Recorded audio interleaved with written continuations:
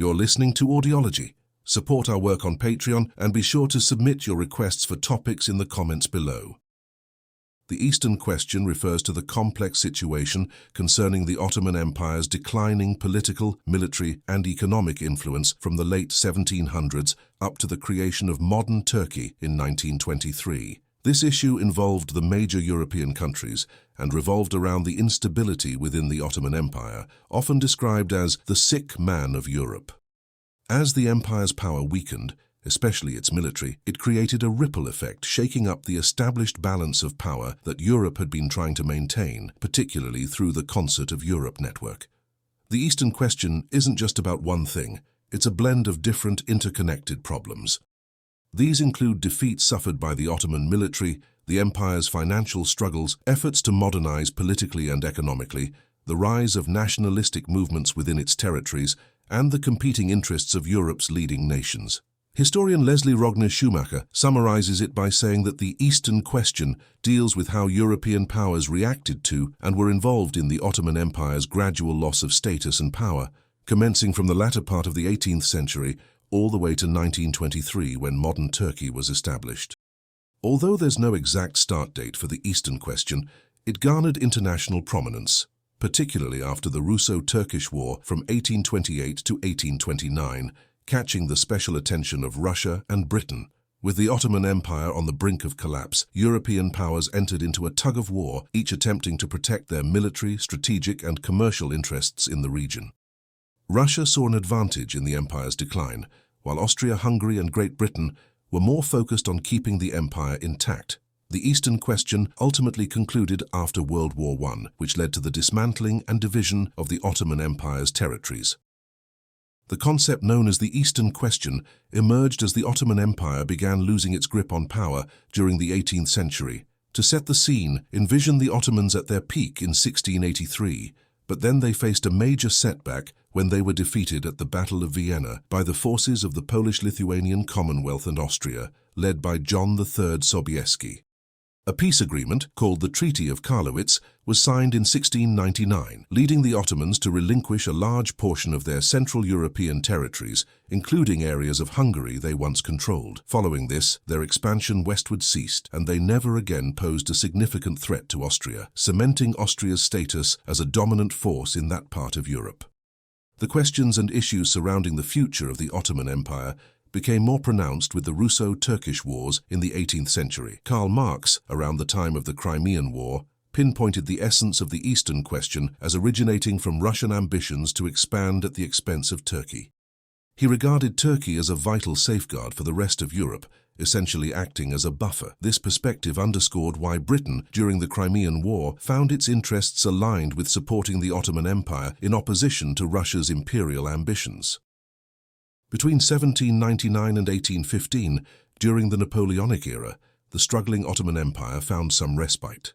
Napoleon's invasion of Egypt drew Russia's attention away from the empire, especially after Napoleon's forces were essentially stuck in Egypt following the British Navy's resounding victory over the French at Aboukir Bay. In 1803, a brief period of peace allowed Napoleon's troops to return home to France. Napoleon aimed to strengthen his grip over Europe and neutralize potential threats by forming a partnership with Russia through the Treaty of Tilsit in 1807. This agreement involved Russia helping Napoleon in his ongoing conflict with Britain. In exchange, the Russian emperor was promised control over the Ottoman territories of Moldavia and Wallachia. Should the Ottoman Sultan refuse to hand over these lands, France and Russia planned to launch a joint assault on the Ottoman Empire, dividing its European territories between themselves. This strategy posed a threat not only to the Ottoman Sultan, but also to major European powers like Britain, Austria, and Prussia, who found themselves virtually powerless against the formidable Franco-Russian alliance. The Austrians, hoping to avoid the total destruction of the Ottoman Empire through a military conflict they couldn't win, placed their bets on resolving the issue through diplomatic channels. Clemens von Metternich, an Austrian minister, even went so far as to consider supporting the division of the Ottoman Empire if diplomacy failed. For Austria, partitioning the empire was seen as a better option than allowing a complete Russian takeover of southeastern Europe. However, an assault on the Ottoman Empire never materialized, as the alliance formed at Tilsit fell apart with the French invasion of Russia in 1812. Following the defeat of Napoleon in 1815, the victorious powers gathered at the Congress of Vienna, but didn't address the territorial concerns of the weakening Ottoman Empire. The Sultan's exclusion from the Holy Alliance and the lack of action on the Ottomans' territorial integrity were seen by many as an implicit endorsement of the idea that the Eastern question was primarily a Russian matter of no concern to other European nations. The story of the Serbian Revolution, or what is also called Revolutionary Serbia, spans from 1804 to 1815. It is a tale of how the Serbian people fought to break free from the Ottoman Empire, eventually standing proud as an independent nation in Europe. This period did not just stop in 1815, though. Up until 1833, Serbia was in deep negotiations with the Ottoman Empire. This significant chapter in history was first termed by the renowned German historian Leopold von Ranke in his 1829 book, Die Serbische Revolution, setting the stage for what we now know as modern Serbia. This revolution unfolded in two main acts. From 1804 to 1815, it was a battle for independence, fought through events like the First Serbian uprising led by Karađorđe Petrović, Hadži Prodan's revolt in 1814, and the Second Serbian uprising under Miloš Obrenović. Then, from 1815 to 1833, the drama concluded with Serbia gaining official recognition from the Porte, the governing body of the Ottoman Empire. A highlight of the revolution was the 1809 proclamation by Karađorđe in Belgrade, which was a rallying cry for Serbian unity, stressing the need for freedom of religion, a deep appreciation of Serbian history, and the establishment of formal laws, luxuries the Ottoman Empire hadn't afforded them. It was also a call to cease paying the jizya tax to the Porte. This revolutionary journey led to the creation of the Principality of Serbia, a self-governed entity with its parliament, government, constitution, and its royal lineage. The social fabric of Serbia transformed, embracing bourgeois societal values, marking it as the easternmost bourgeois revolt that saw the end of feudalism in 1806, the founding of the Balkans' first constitution in 1835, though later scrapped, and the establishment of its first university, Belgrade's Great Academy, in 1808, were monumental achievements. By 1833, Serbia was acknowledged as a tributary state to the Ottoman Empire, transitioning into a hereditary monarchy. Its full independence came to be internationally recognized in the latter half of the 19th century, solidifying its place on the world stage. The topic of the Eastern question re-emerged on the European stage when, in 1821, Greece made a bold move for independence from the Ottoman Empire. It was around this time that the term Eastern question started being used. After Napoleon's defeat in 1815, there had been whispers about the Russian emperor wanting to invade the Ottoman Empire. The Greek uprising seemed to increase the likelihood of such an invasion. British Foreign Minister Robert Stewart, Viscount Castlereagh, and the Austrian Foreign Minister Metternich both advised Russia's Emperor Alexander I to stay out of the conflict. They wanted him to keep up with the concert of Europe, a spirit of cooperation that had been around since the end of the Napoleonic Wars. Alexander I, who had created the Holy Alliance, was in favor of peaceful cooperation. Rather than solving the Eastern question by supporting the Greeks against the Ottomans, Alexander hesitated and didn't take a firm stand. When Alexander died in 1825, Nicholas I took over as Russia's emperor. Tired of endless talks, Nicholas decided to step into the situation in Greece. Britain got involved too, partly to prevent Greece from falling completely under Russian influence. The wave of Romanticism sweeping through Western Europe at the time also made it politically acceptable to back Greek independence. France sided with Greece as well, but Austria, worried about Russian expansion, did not. The Ottoman Sultan, Mahmud II, furious with the great powers' interference, called Russia an enemy of Islam, leading to a Russian declaration of war in 1828. Austria tried to create an anti-Russian coalition, but didn't get far. As the war dragged into 1829, Russia started to get the upper hand over the Ottomans. However, pushing the war further would risk bringing Austria into the conflict against Russia and raising suspicions in Britain. It seemed imprudent for Russia to aim for the complete destruction of the Ottoman Empire. At this juncture, Charles X of France suggested dividing up the Ottoman Empire among several powers, including Austria and Russia, but his idea came too late to change things. In the end, Russia couldn't force a decisive victory or split the Ottoman Empire apart. Instead, Russia opted to reduce the Ottoman Empire to a sort of dependency, In 1829, through the Treaty of Adrianople, Russia gained new territory along the Black Sea, rights for its commercial ships to navigate the Dardanelles, and improved commercial privileges in the Ottoman Empire. Not long after, the Greek War of Independence ended. Greece gained its independence through the Treaty of Constantinople in 1832. As the Greek revolt was nearing its conclusion, a new conflict erupted within the Ottoman Empire, the Egyptian-Ottoman War, which lasted from 1831 to 1833. This war saw the Sultan of the Ottoman Empire face off against his viceroy in Egypt, Muhammad Ali. Muhammad Ali's forces, being modern and well-trained, seemed poised to take control of the empire. In response to this situation, the Russian Tsar, aiming to reduce the Ottoman Sultan's power, suggested forming an alliance with the Sultan. In 1833, they concluded the Treaty of Unkiar-Skelessi, granting Russia a dominant position over the Ottomans. Under this treaty, Russia committed to defending the empire from attacks, and in exchange, the Sultan agreed to block the Dardanelles Strait to warships during times of Russian conflicts, leading to the contentious issue known as the Straits question.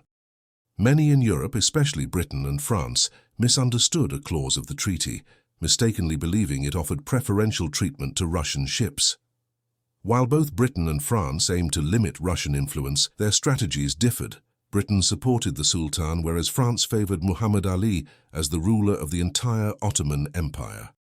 Despite these tensions, the Sultan managed to make peace with Muhammad Ali in 1833, but warfare resumed in 1839.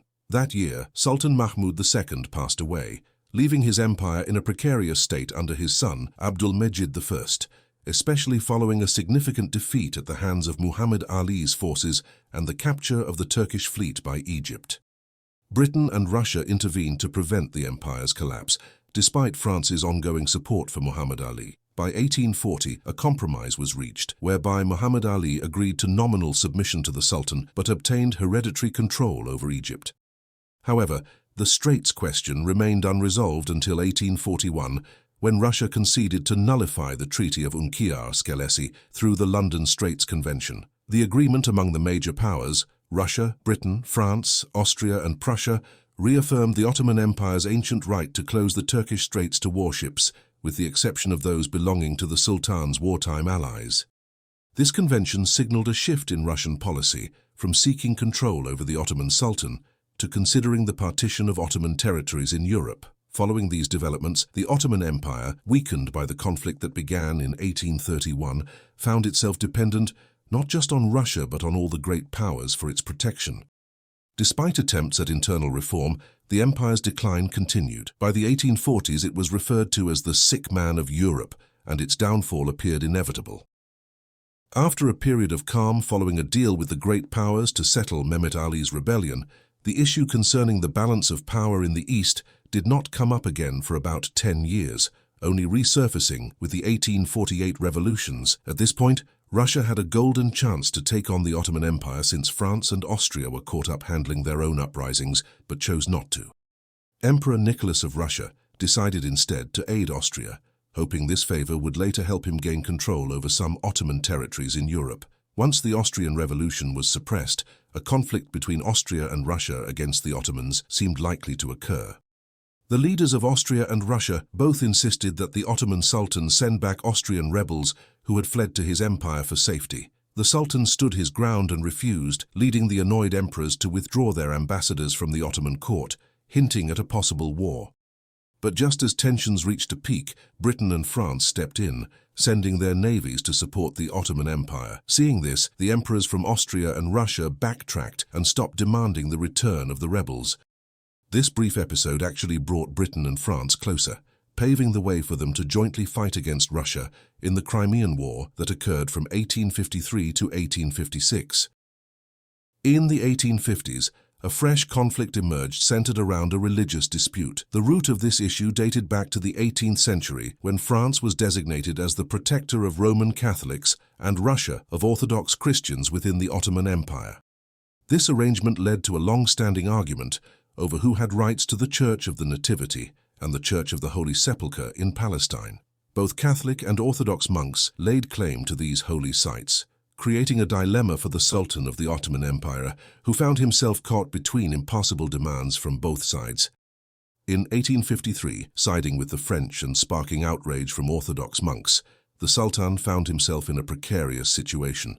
Emperor Nicholas of Russia, unhappy with this decision, sent Prince Menshikov on a mission to renegotiate terms with the Sultan.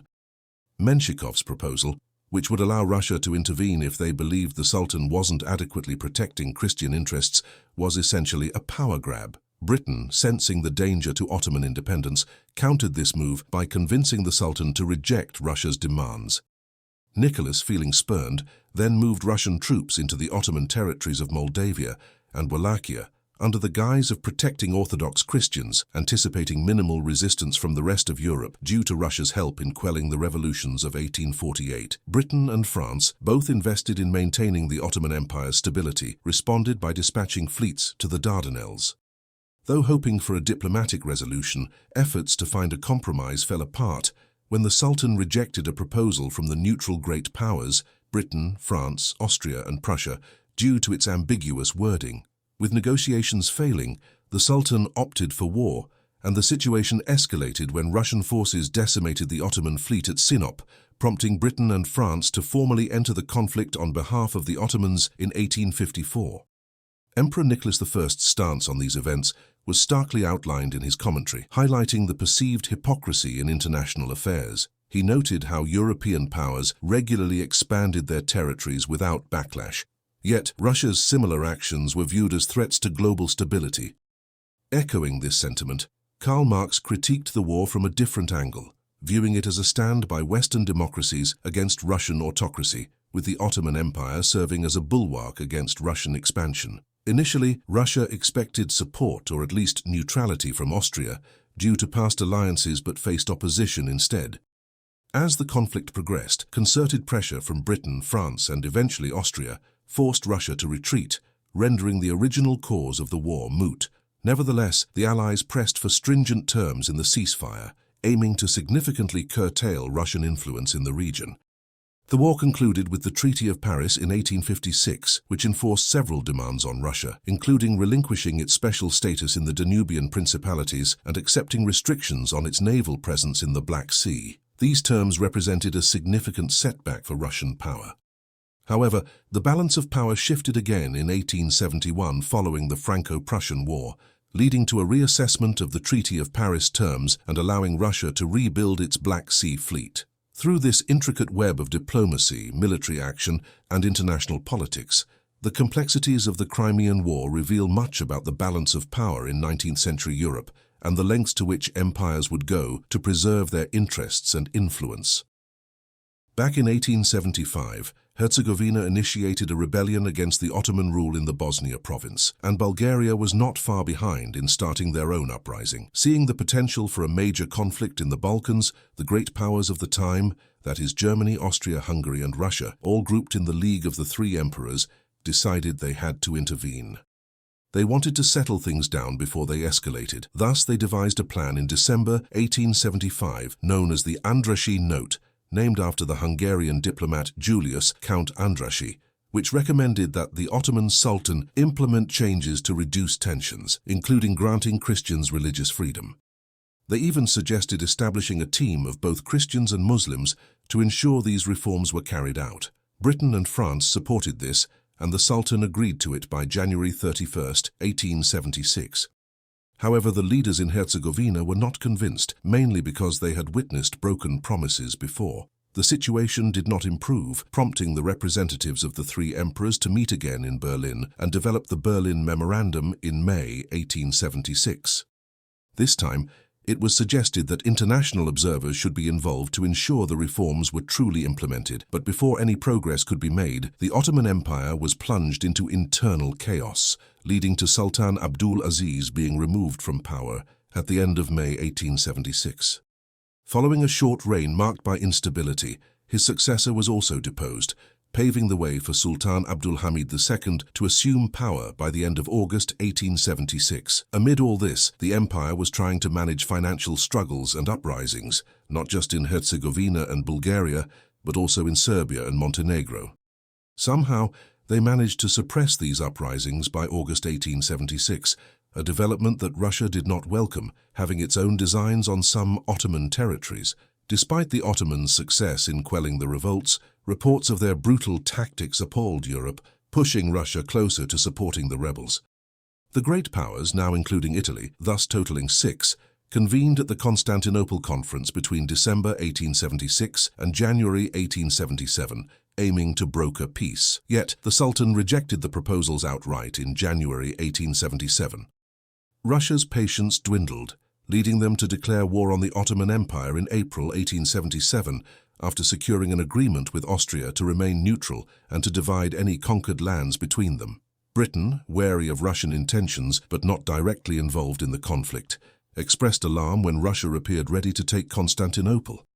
The ensuing peace led to the signing of the Treaty of San Stefano in March 1878, granting independence and autonomy to several regions and obliging the Ottomans to cede territories and pay reparations to Russia, a deal that significantly increased Russia's influence in southeastern Europe. Not pleased with Russia gaining so much power, Britain spearheaded the effort for the great powers to revise the treaty terms at the Congress of Berlin. Here they redrew the map in a manner that divided Bulgaria, aiming to limit Russian influence, and transferred control of Bosnia and Herzegovina to Austria, keeping the Ottomans somewhat in play. Additionally, a secret agreement granted Britain control over Cyprus. Benjamin Disraeli, the British Prime Minister, played a pivotal role in these negotiations, earning high praise from Otto von Bismarck, who referred to him as the old Jew, that is the man, acknowledging his astute handling of the Eastern question. Germany took a step back from Russia and leaned closer to Austria-Hungary, striking up the dual alliance in 1879. Their ties didn't stop there. They also formed a close relationship with the Ottoman Empire. The German government moved in to revamp both the Ottoman military and its financial system. In exchange, Germany got a sweet deal, several business perks, including the green light to construct the Baghdad Railway. This project wasn't just about transportation. It was a strategic move, giving Germany a foothold in key economic zones and a pathway into the Persian Gulf region, territory under British control. But Germany's interests were twofold, chasing commercial opportunities while also sizing up Britain and France as their rivals heated up.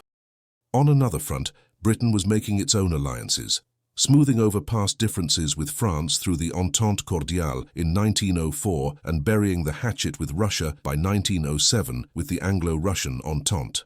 Switching gears to the academic realm, Leopold von Ranke, a titan in the field of history, particularly Orientalism, held Christianity in the highest regard. He believed it was the pinnacle of moral superiority, beyond any need for improvement. Writing at the request of the Kaiser on the Eastern question in Zur orientalischen Frage Gutachten, Ranke painted the issue as fundamentally a religious conflict. He argued that the civil rights of Christians under Muslim rule in the Ottoman Empire demanded the intervention of Europe's Christian nations. Ranke's viewpoints positioned him as a key voice in Oriental studies during his time. In April 1908, a group known as the Young Turks, who were part of the Committee of Union and Progress and against the strict rule of Sultan Abdul Hamid II, started a revolt against the Sultan. By July 1909, the Young Turks, who were in favor of reform, had successfully removed the Sultan from power and installed Mehmed V in his place, though he wasn't very effective. This event marked the start of what's called the Second Constitutional Era in the Ottoman Empire. Despite various efforts to introduce constitutional and political changes in the years that followed, the decline of the Ottoman Empire continued. When the Young Turks came to power in the Ottoman Empire, the Austrians started to worry they might take back Bosnia and Herzegovina. Even though these lands were essentially under the control of Austria-Hungary due to the Treaty of Berlin, they were still officially part of the Ottoman Empire. The Austrian Foreign Minister Graf, which means Count, Lexa von Ehrenthal, made a move to officially annex these lands because they were both economically valuable and strategically important. To achieve this, Ehrenthal reached out to Russia. He struck a deal with Izvolsky, a Russian official, who agreed that Russia would not stand in the way of Austria annexing the territory. In exchange, Austria would not object to Russia sending its warships through the Bosphorus and Dardanelles Straits, something Russia had not been able to do since 1841. On October 7, 1908, Austria-Hungary formally took over Bosnia and Herzegovina, which really upset Serbia. But with Germany on Austria's side, Serbia was in no position to challenge either of them. Though this incident did not immediately lead to war, it definitely spoiled the relationship between Serbia and Austria-Hungary. Additionally, Russia felt both tricked and humiliated, feelings that played a part in the build-up to World War I. Thanks for watching. Share your thoughts in the comments and subscribe for more content.